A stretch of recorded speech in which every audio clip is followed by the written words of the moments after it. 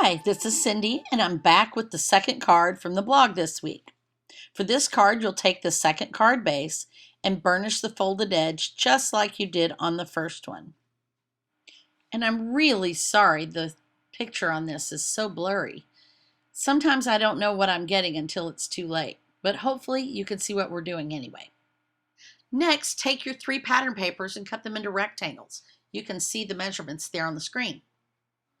Once your 3 pieces are stacked and your glue's dry, you can add the ribbon. Adhere one end of the ribbon to the back side of the pattern paper so that the ribbon is right side up when you fold it over the front of the packages. Wrap it around the packages and adhere the other end to the back of the packages.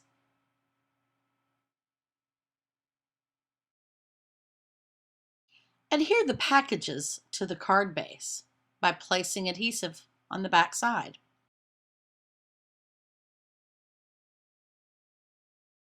If you're good at tying bows, you can add one to the top of the packages for a little bit of flair.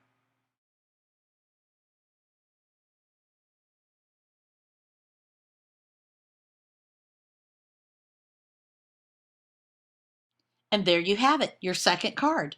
Wasn't that easy? I hope you liked the cards we made.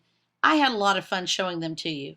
And for more crafty inspiration, check out the links in the description below.